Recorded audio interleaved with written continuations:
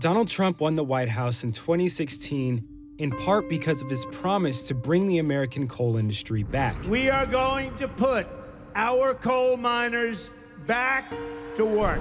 3 years later, we're seeing coal companies shut down at a near-record pace.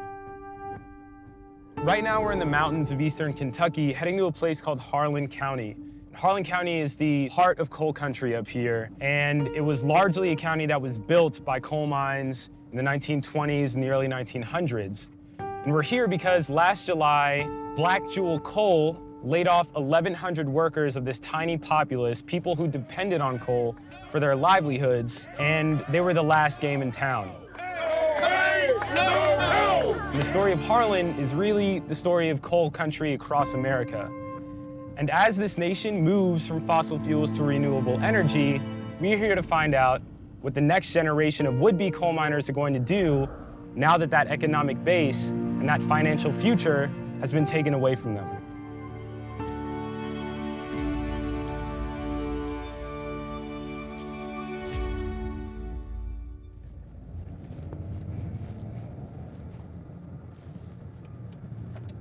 I've come here to meet Joe Watts, a 24-year-old who, like the generations of men before him, was raised on the promises of coal. You got your hunting gear back here? Yeah, hunting gear. Joe, where are we at right now? This is the Portal 31 expedition mine in Lynch. This is one of the first mines in Lynch. It was opened by U.S. Coke and Coal. They opened this mine and built this coal camp, you call it. This was the heart of this town for a long time back in the day. Do you have any familial connection to this mine? Yeah, my family, one of my mama's brothers, her uncles, and was one of the first people to work in this mine. And now it's just a museum. Yeah, it's a museum. This thing here, it shows the timeline of how this mine and this city developed from the 19-teens to when it shut down in 1963. Yeah, there's a picture of a kid back there. Yeah, they was 10 and 11-year-olds coal miners back in the day. Yeah, that could. It ain't no gravy job, and underground miners didn't have no easy job, that's for sure. They earned their money. Yeah. Everybody earned their money that worked in the coal industry. We got laid off the day my superintendent told me. He said, it's just a bunch of paperwork. They filed Chapter 11 bankruptcy. He said, we just can't. They told us to send everybody home for a couple of days until they get this paperwork sorted out. About 3 weeks went by. A train was getting loaded. They laid us off, but they could still come in here and get a train and haul out the coal that we worked for and washed for them and got it ready, but they can still come in here and get it and take it out to make money off of it. Well, I never thought nothing about it, but 4 or 5 other guys, they got together on the tracks. When that train come out, they already stood in front of it and told them it ain't leaving this hauler with that coal. So they backed that train up, and it sat right here for 3 or 4 months. The company was loading the train with over $1 million worth of coal when the coal miners stepped on the tracks and blocked the train from leaving for the next 3 months. No way! No go! No way! No go! No way! No go! How has the town changed since then? Or what have you noticed? Or have you seen any of your neighbors or anybody that you know really still suffering? Or Everybody, well, our unemployment, when you file for unemployment, you get 6 months of unemployment if you don't find a job. And my unemployment just ran out end of January, so now everybody's either gonna have to move or get a job somewhere else. Having to move on and to a whole nother city that you don't know nothing about, that your family ain't gonna be there, it's just gonna be you. And I mean, I'm a grown man, scared of that. It's just gonna be different not seeing my family every day. Joe comes from a family of coal miners going back 4 generations, all of whom lived, worked, and raised families in Harlan County. His 22-year-old brother Jake chose college over coal, and he's back visiting for the weekend. there's a lot of people in the national conversation, right? But they oftentimes talk about coal towns as being antiquated, right? A relic of the past, a part of American history that doesn't really have a place in the future. People look at me differently when I say that I'm from southeastern Kentucky, or that I say I'm from rural Appalachia, or that my dad's a coal miner. People probably think most of us are stupid. They probably think people in this region are on opioids or So I feel like that they're not worried about helping us because they see us as like subhuman. Subhuman. Yeah. They don't understand until you've been a coal miner, until you've walked in our footsteps, then don't judge us. What was it like going into those mines every day? First day's pretty scary. You never forget it. You go in, you're scared to death. You don't know if it's gonna fall or not. But after you're there a little while, you just learn not to pay no attention to it. But you gotta be aware because you never know what's gonna happen. Right. You might go in one day and not come out. I've seen that before too. How does it make you guys feel to see the industry in decline in this town? It's heartbreaking, really. Guys that work hard, all their life, and then one day they might get up and go to work. Well, you're laid off. That's it. But you saw your son get laid off. Yeah, broke my heart because he liked it real good. I don't think it's right. I think they ought to respect her. I mean, coal kept his country on life support for a long time, especially back there in World War II, making all that steel and stuff. If it weren't for coal, we might not even be here today. I mean, that's the way I feel about it sometimes. Will coal still be a part of their identities? I would think so. I would like for it to be a part of my kids' identity because it's always been a part of mine, and I couldn't imagine it not being part of mine. Does the idea of leaving enter your minds at all? Yeah, that's mine. I don't want to go. Why? So I'm going to be at Orion, so I can try to stay around here anyway. Do you guys think there's a future here still? Not really. But you're gonna stay anyways? Yeah. Why? I don't know. It's home. Yeah. In 2019, the coal industry suffered the sharpest decline ever recorded in American history. And for the first time ever, renewable energy surpassed coal in domestic energy production. And the effects of coal's departure are most apparent in the 6 cities that make up Harlan County: Benham, Cumberland, Everts, Harlan City, Loyal, and Lynch. Harlan County currently has the highest unemployment rate in the state of Kentucky.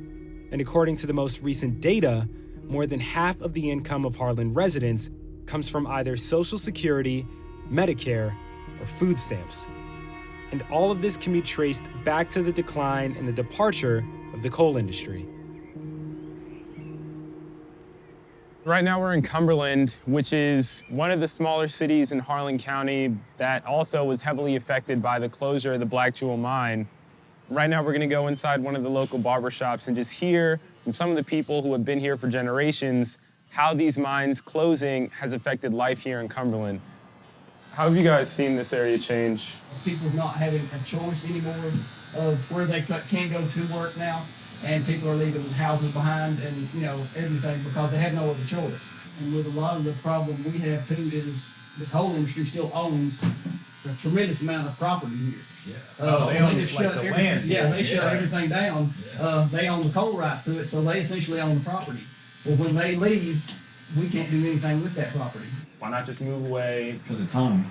Yeah. It is, and also, in my instance, my home's paid for. So, am I supposed to just walk away from it and leave that sitting? Because the problem you have here is you don't sell your home if you try to leave because nobody's coming in here. Do you all feel like the government should step in, or do you put any faith in the government at all? Our population has went down so quickly, and things around here that we're not that important anymore because we're so small now. Yeah, and when coal fell off, that's when the opioid crisis struck. I think without someone larger stepping in, to be able to help us, then it's not going to go very far.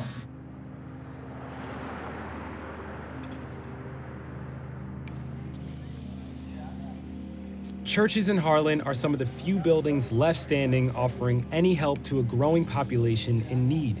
St. Stephen's Catholic Church in Cumberland has one of the largest food pantries in eastern Kentucky and has become one of the last sources of hope for a community suffering in the wake of coal's departure. In July, when I came here last year, people or families daily came to Holy Trinity Parish asking for food. And some people came and asked some money to settle their utility bills.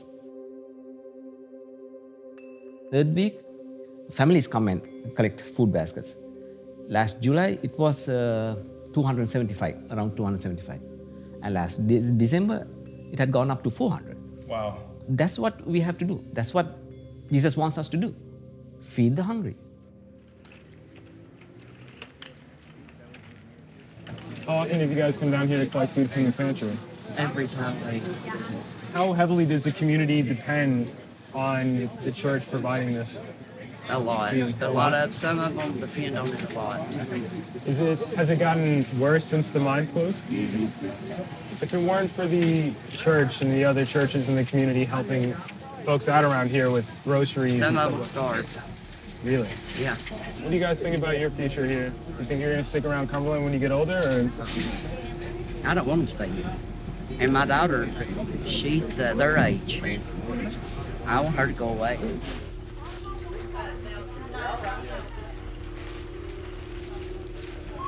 Do you have a concern, though, that if that population continues to grow, rather than rely on the church, people will just start leaving?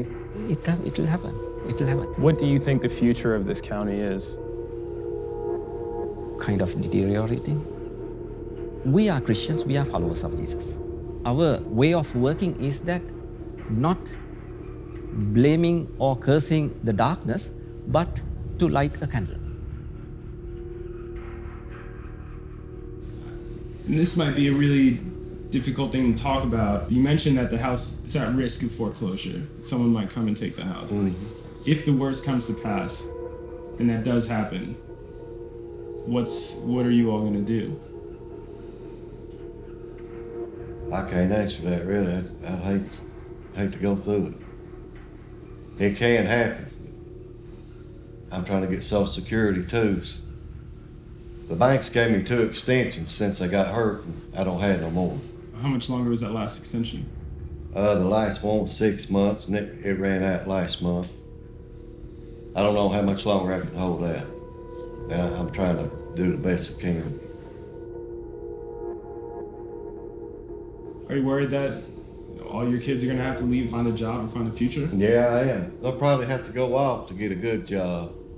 But I hate that, I really do, but I can't blame them either. But like I say, it'll always be home here.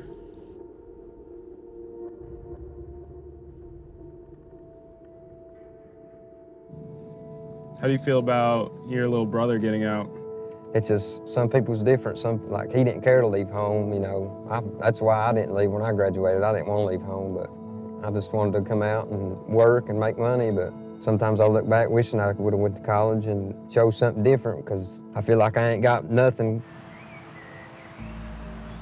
Where are we at right now? We are up here in Partridge, Kentucky. This is where me and all my buddies, we all come up here and hang out. When you were younger? Yeah, rifle oilers, whatever. Yeah. This is an old deep mine. I can't remember which mine it was. It's Norfolk 4 or 5 or 6. They named a bunch of them. It's wild up there. Yeah, it's pretty. So quiet, too. That's why it's so hard to leave this place, for me. But you can see, I mean, everything you see right here has been handled by a dozer or a dump truck or been blasted. Trying to hit that rock over.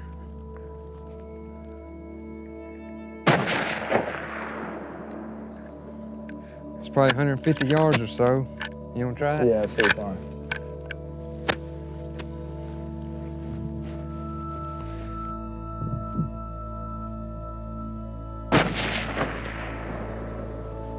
I believe I seen some dust roll off of it, you know what?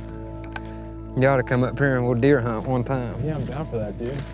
That's just what we do right here. We deer hunt and coyote hunt and fish, ride four-wheelers. I'm gonna have to tough it out to make money somewhere, so I might as well get it started. I'm just 24.